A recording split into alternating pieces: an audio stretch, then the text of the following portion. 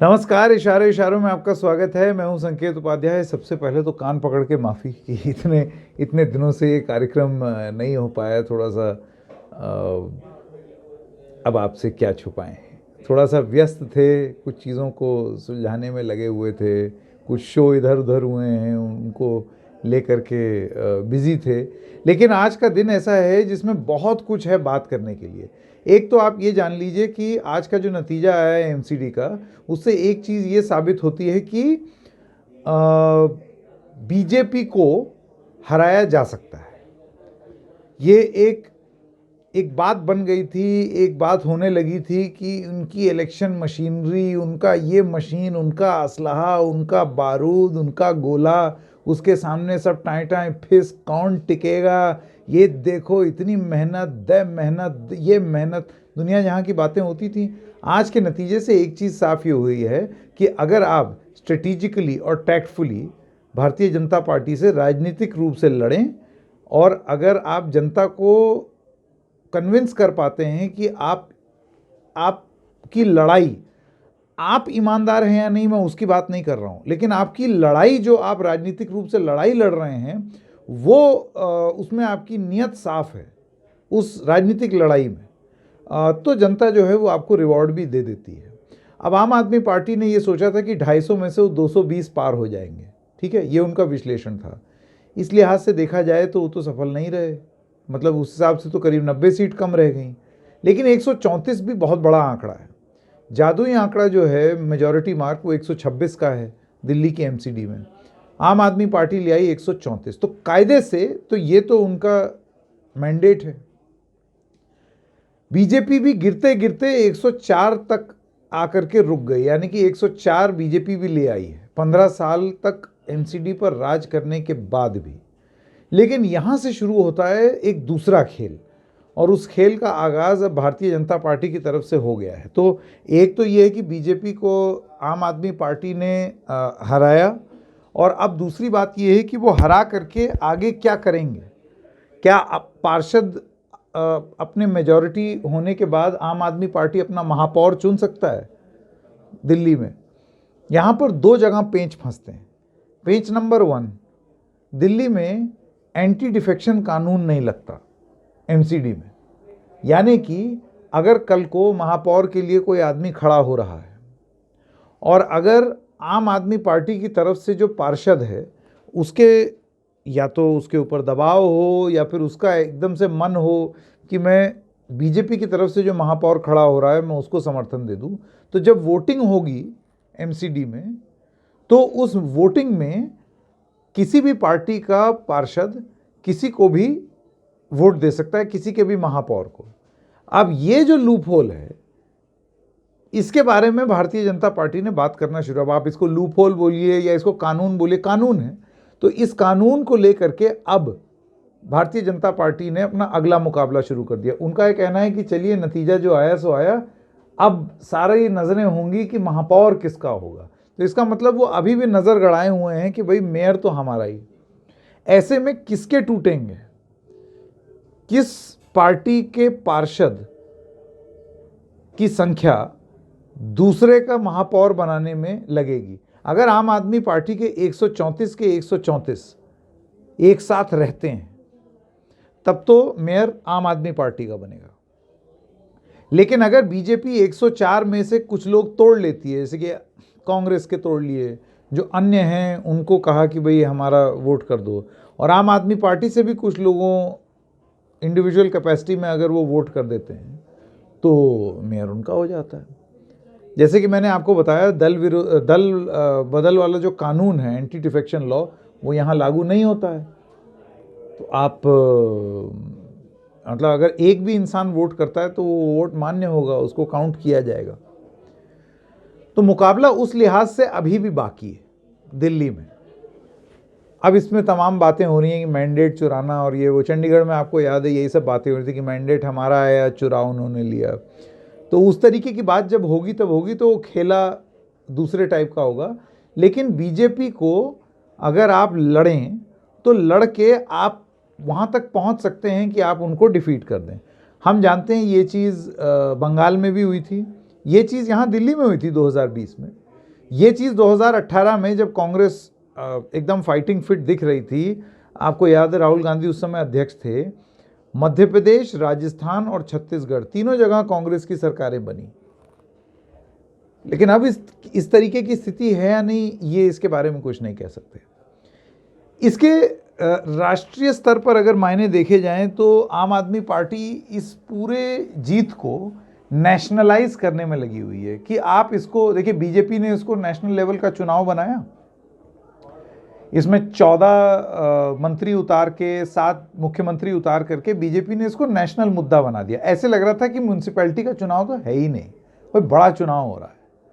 तो आम आदमी पार्टी के जो 134 आए हैं वो इसको भी नेशनलाइज कर रहे हैं।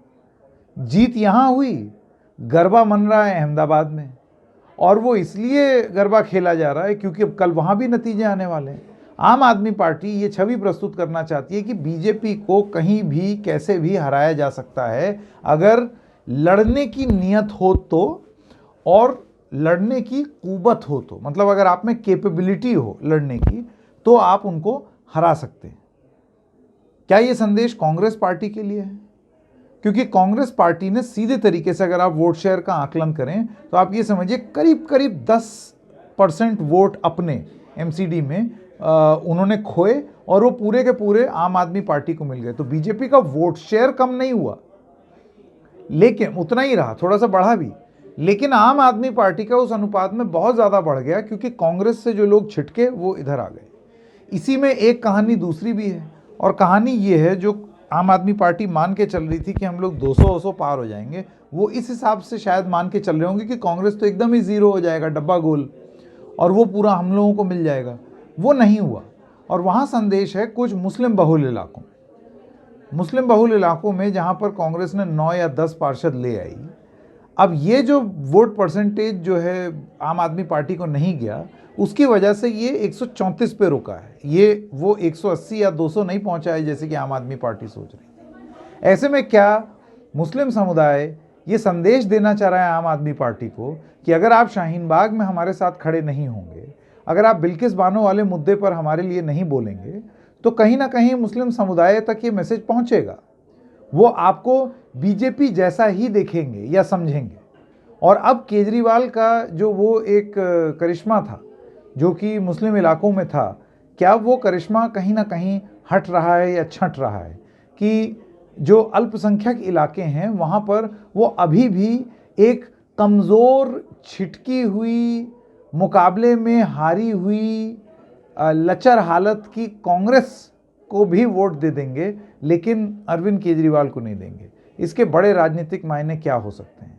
क्या अरविंद केजरीवाल की पूरी रणनीति अब ये हो गई है कि भाई ये हिंदू मुस्लिम वाले चक्कर में पड़ो ही मत और मुसलमानों के बारे में बात करो ही मत, जो कि कुछ हद तक अखिलेश यादव पर भी आरोप लगे थे उत्तर प्रदेश में, क्योंकि अगर वो करते उनको ये लगा ये तो बीजेपी की पिच है, इसमें बीजेपी इतना कंसोलिडेट कर लेगी उधर कि हम लोग कुछ कर ही नहीं पाएंगे। इस चक्कर में उन्होंने कुछ बोला नहीं, लेकिन इस चक्कर में कहीं वो एक वोट बेस को एलियनेट तो नहीं कर रहा, ये एक बात इसमें से निकल करके आती है। तो तमाम एंगल हैं जो कि इस एमसीडी चुनाव से निकल करके आते हैं। इसके अलावा शायद आम आदमी पार्टी जब अपना विश्लेषण करेगी तो उसमें वो ये भी पता करने की कोशिश करेंगे कि ये जो कट्टर ईमानदार वाली बात हो रही है, बीजेपी का ये कहना है कि आप कट्टर कट्टर कट्टर किए जा रहे थे। जो सत्येंद्र जैन हैं, उनका जो विधानसभा क्षेत्र है उसमें 3 पार्षद आते हैं, वो तीनों पार्षद जो हैं वो बीजेपी के हैं। तो कट्टर ईमानदार की को लेकर के आपने छवि ज़रूर बनाई अपनी, लेकिन उसी कॉन्स्टिट्यूएंसी में आपको वोट नहीं मिले। मनीष सिसोदिया जहाँ के विधायक हैं पटपड़गंज के, वहाँ पर भी जितने पार्षद थे वहाँ पर भी आम आदमी पार्टी को बहुत बड़ी सफलता नहीं मिली है। ऐसा बताया जाता है कि एक ही पार्षद वहाँ जीता है और वो भी बीजेपी से छिटका हुआ था, ये बात बताई जाती है। हालांकि देखिए विस्तार से इसका विश्लेषण अभी होना है क्योंकि अभी अभी नतीजा आया, तो सब डिटेल में विश्लेषण करेंगे, लेकिन ये वो बात हैं जो अभी तक आई है सामने।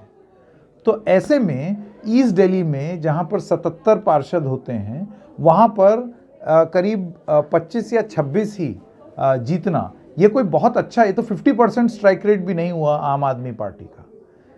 ऐसे में क्या कुछ संदेश हैं जो कि आम आदमी पार्टी के लिए भी हैं कि आप उतनी अच्छे तरीके से नहीं लड़ पाए जिस तरीके से आप दावा कर रहे थे लड़ने का।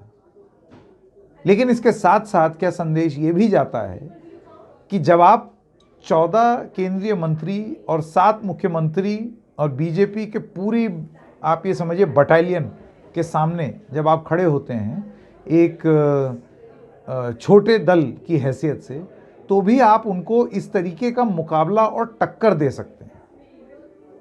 अब एक फिल्म थी ना, जो जीता वही सिकंदर, ये उसी के सीन की तरह है कि एक तो राजपूत कॉलेज वाले हो गए, इतने बड़े कॉलेज हर समय जीतते हैं, और एक हो गए मॉडल कॉलेज वाले, छोटे, कम संसाधन, सीमित संसाधन।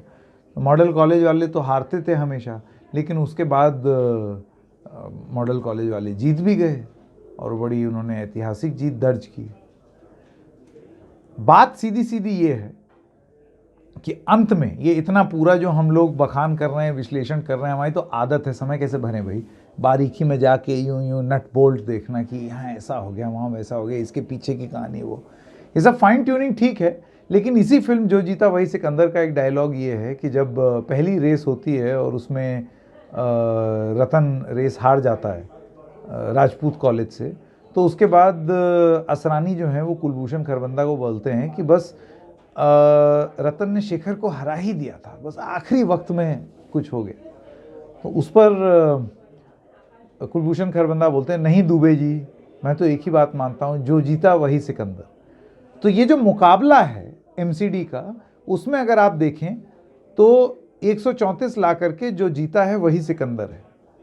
लेकिन फिल्म के इस डायलॉग में और असलियत में एक जो फेरबदल है, एक जो बदलाव है, वो यही है कि महापौर किसका, क्या उसमें खेल हो जाएगा या वाकई जो जीतेगा वही सिकंदर होगा और उसी का महापौर बनेगा।